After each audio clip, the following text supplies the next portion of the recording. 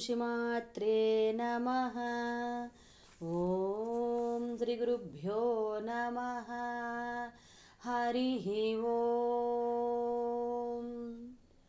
सौन्दर्यलहरी మొదటి శ్లోకం। शिवशक्त्या युक्तो यदि भवति शक्तिः प्रभवितुं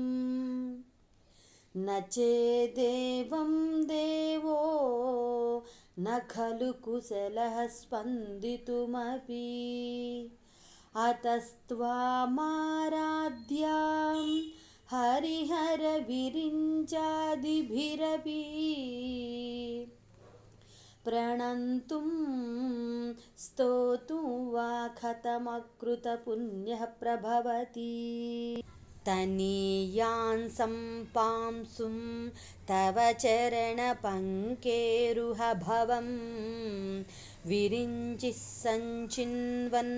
विरचयति लोकान् विकलं।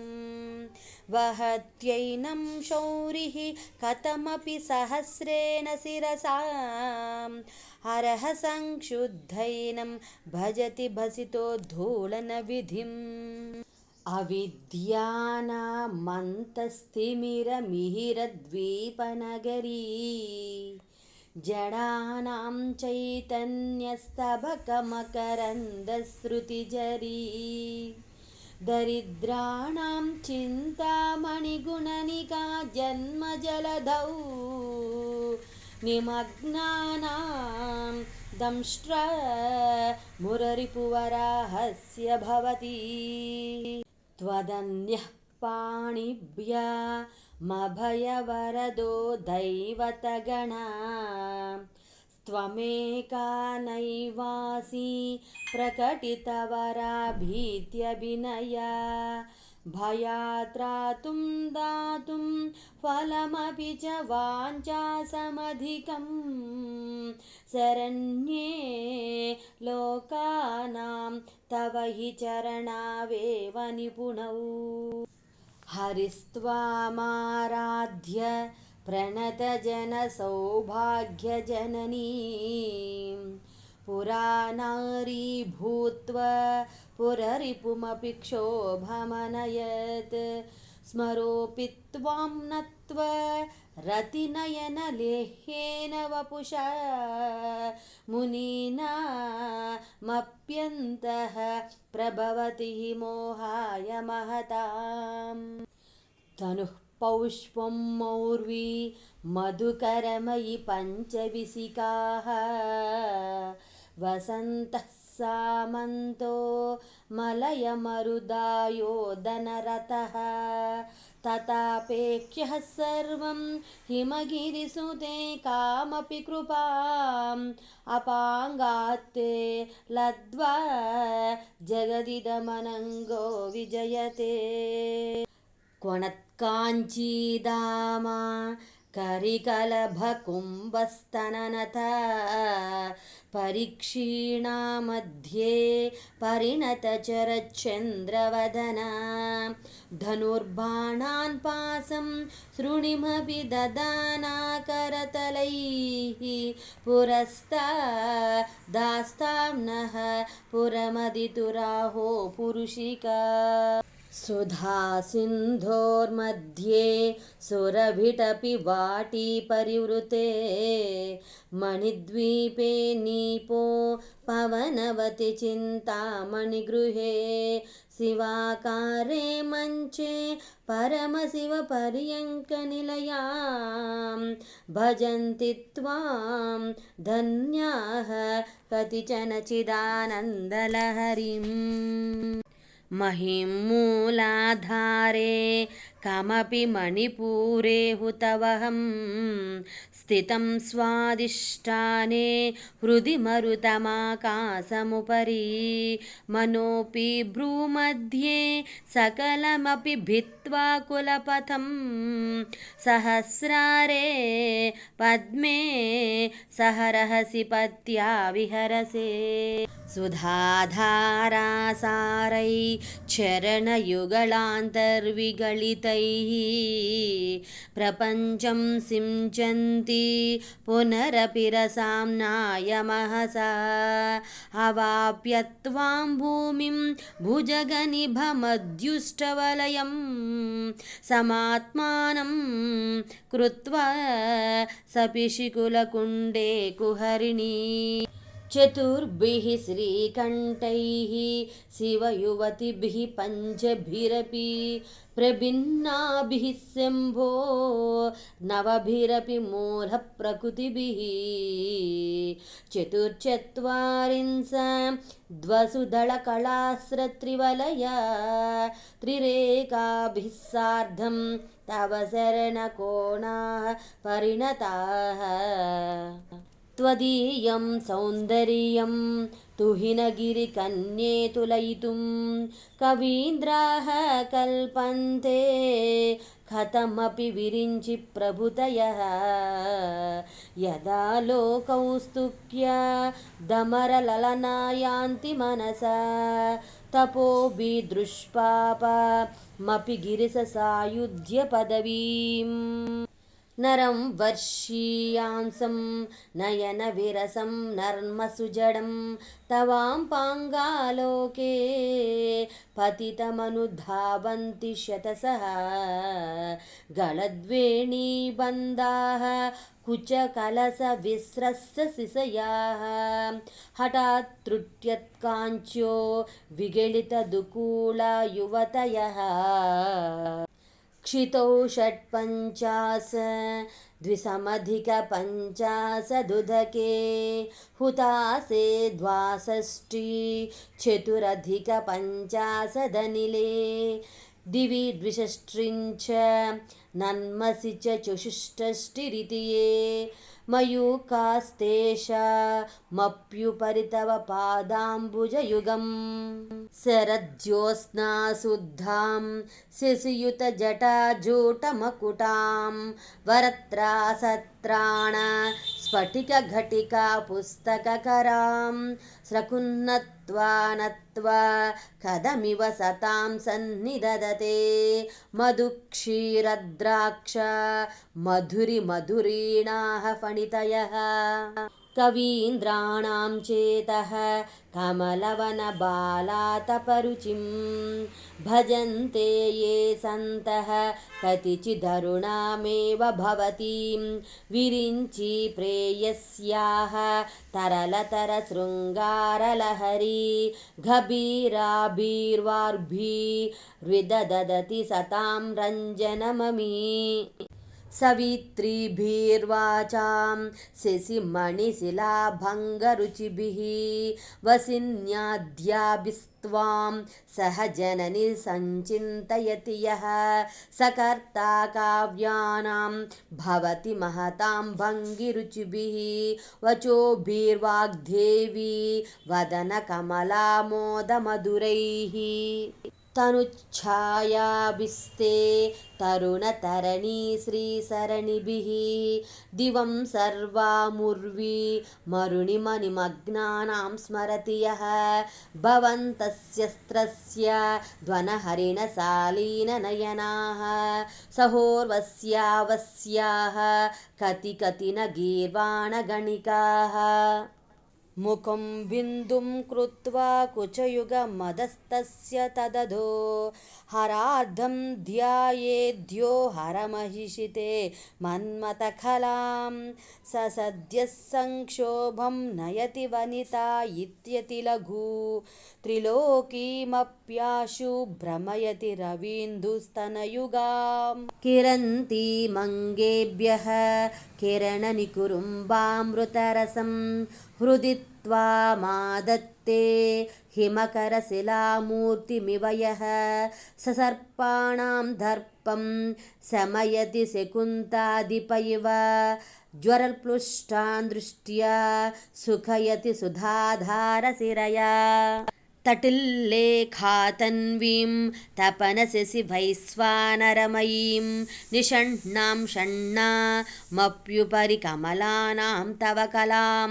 महापद्माटव्यां मृदितमलमायेन मनसा महन्तः पश्यन्तो ददति परमाह्लादलहरीं भवानी त्वं दासे मयि वितरदृष्टिं सकरुणाम् इति स्तोतुं वाञ्छन् कथयति भवानि त्वमिति यः तदैव त्वं तस्मै दिशसि निससायुज्य पदवीं मुकुन्द ब्रह्मेन्द्र स्फुटमकुटनीराजितपदाम् त्वया हृत्वा वामं वपुरपरितृप्तेन मनसा शरीरार्धं शम्भो रपरमपि शङ्के हृतमभूत् यदेतत्त्वद्रूपं सकलमरुणाभत्रिनयनं कुचाभ्यामानम्रं कुटिलशशिशूडालमकुटम् जगस्तूते धात हरिरवतिरुद्रः क्षपयते तिरस्कुर्वन्नेतत् स्वमपि वपुरेशस्थिरयति सदा पूर्वः सर्वं तदितमनुगृह्णाति च शिवः तवाज्ञामालम्ब्य क्षणचलितयोर्भूलतिकयोः त्रयाणां देवानां त्रिगुणजनितानां तव शिवे भवेत् पूजा पूजा तव चरणयोर्या विरचिता तथा हि त्वत्पादो दहनमणिपीठस्य निकटे स्थिता ह्येते स्वस्वन्मुकुलितकरोत्तं समकुटाः विरिञ्चिः पञ्चत्वं व्रजति हरिराप्नोति विरतिं विनाशं कीनासो भजति धनदो याति निधनं वितन्द्री माहेन्द्री विततिरपि सम्मीलितदृशा महासंहारेऽस्मिन् विहरति सति तत्पतिरसौ जपो जल्पशिल्पं सकलमपि मुद्राविरचना गतिः प्रादक्षिण्य क्रमणमसनाध्याहुतिविधिः प्रणामः संवेश सुखमखिलमात्मार्पणदृशा सपर्यापर्याय स्तव भवतु यन्मे विलसितम् सुधामप्यास्वाद्य प्रतिभजरा मृत्युहरिणीं विपद्यन्ते विश्वे विधिशतमखाध्यादिविशदः कराळं यत्क्ष्वेळं खबळितवतः कालकलना न शम्भोस्तन्मूलं तव जननि ताटङ्कमहिमा किरीटं वैरिञ्चं परिहरपुरः कैटबबिदः कठोरे कोटीरे स्खलसि जहि जम्बारिमकुटं प्रणम्रे श्वेतेषु प्रसभमुपयातस्य भवनं भवस्याद्भुत्ताने तव परिजनोक्तिर्विजयते स्वदेहोद्भूताभिगृणिभिरणिमाध्याभिरभितः निषेव्ये नित्ये त्वामहमिति सदा भावयति यः किमाश्चर्यं तस्य त्रिनयनसंवृद्धिं तृणयतः महासंवृत्ताग्नि विचयति नेराजनविधिम् चतुष्टष्ट्या तन्त्रैः सकलमतिसन्धाय भुवनं स्थितस्ततः सिद्धि प्रसवपरतन्त्रैः पशुपतिः पुनस्त्वन्निर्बन्धा दकिलपुरुषार्धैकघटना स्वतन्त्रं ते तन्त्रं क्षितितलमवातीतरदिधम् शिवशक्तिः कामः क्षितिरतरविशीतकिरणः स्मरोऽहं सच्छक्रस्तदनु च परामारहरयः हमीहृल्लेखाभिस्त्रिसुभिरवसानेषु घटिताः भजन्ते वर्णास्ते तव जननि नामावयवताम् स्मरं योनिं लक्ष्मीं त्रितयमिधमाधौ तव मनोः निधायैके नित्ये निरवधि महाभोगरसिकाः भजन्ति त्वं चिन्तामणिगुणनिबद्धाक्षवलयाः शिवाग्नौ जुह्वन्तः सुरभिकृतधाराहुतिशतैः शरीरं त्वं शम्भोः शशिमिहिरवक्षोरुहयुगं तवात्मानं मन्ये भगवति नवात्मानमनघम् अतः शेषः शेषी तयमुभयसाधारणतया स्थितः सम्बन्धो वां समरसपरानन्दपरयोः मनस्त्वं ह्योमत्वं मरुदसि मरुस्तारतिरसि त्वमापस्त्वं भूमिस्त्वयि परिणतायां न हि परम् त्वमेव सात्मानं परिणमयितुं विश्ववपुषा चिदानन्दाकारं शिवयुवति भावेन बिभृशे तवाज्ञाचक्रस्तं तपनशशिकोटिद्युतिधरं परं शम्भुं वन्दे परिमिलितपार्श्वं परचिता यमाराध्यन् भक्त्या रविशशिशुचीनामविषये निरालोके लोके निवसति हि भालोकभुवने विशुद्धौ ते शुद्धस्फटिकविशदं व्योमजनकं शिवं सेवे देवीमपि शिवसमानव्यवसितां ययुः कान्त्या यान्त्या शशिकिरणसारूप्यसरणेः विधूतान्तर्ध्वान्त विलसति चकोरीव जगति समुन्मीलः संवित्कमलमकरन्दैकरसिकं भजेऽहं सद्वन्दं किमपि महतां मानसचरं यदालापदष्टादशगुणितविद्यापरिणतिः यदा दत्ते दोषाद्गुणमखिलमभ्यपय इव तव स्वादिष्टाने उतवहमधिष्ठाय निरतं तमीडे संवर्तं जननि महतीं तां च समयां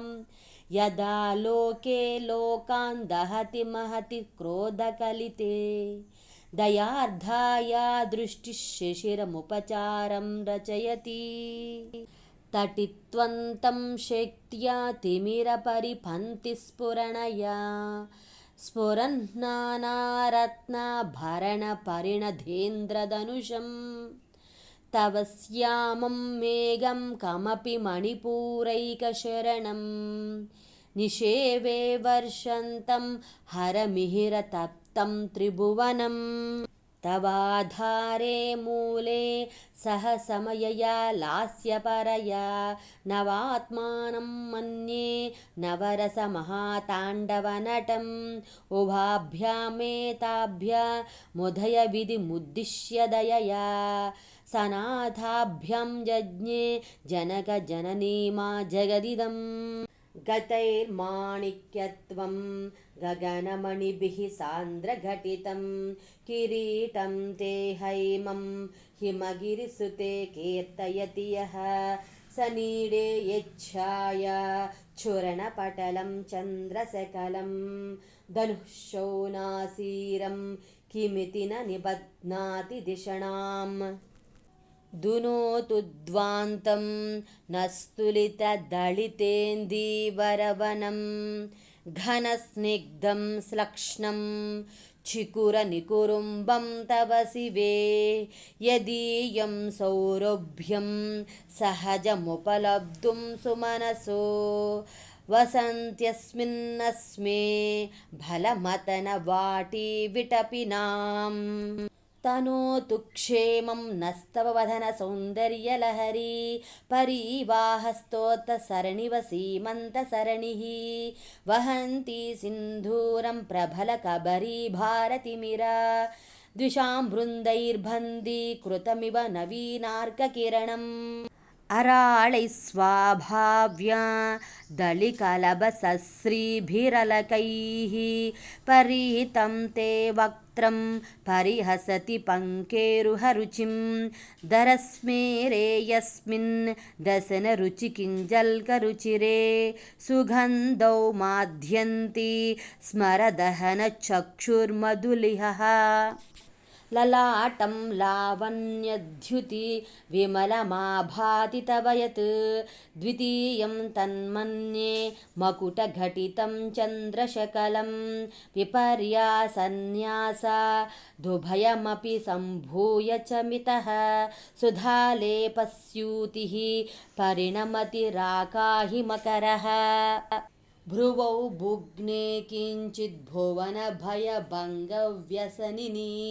त्वदीये नेत्राभ्यां मधुकररुचिभ्यां धृतगुणं धनुर्मन्ये सव्ये तरकरगृहीतं रतिपतेः प्रकोष्ठे मुष्टौ च स्थगयति निगूढान्तरमुमे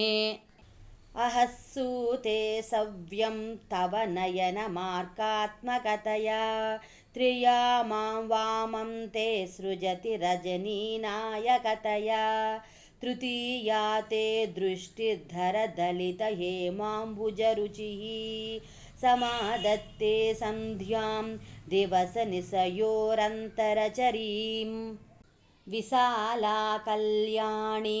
स्फुटरुचिरयोध्याकुवलयैः कृपाधाराधारा किमपि मधुरा भोगवतिका अवन्ती दृष्टिस्ते बहुनगरविस्तारविजया ध्रुवं तत्तन्नाम व्यवहरणयोग्या विजयते कवीनां सन्दर्भस्तबकमकरन्दैकरसिकं कटाक्षव्याक्षेपभ्रमरकलभौ कर्णयुगलम् अमुञ्चन्तौ दृष्ट्वा तव नवरसास्वादतरलौ असूया संसर्गदलिकनयनं किञ्चिदरुणम्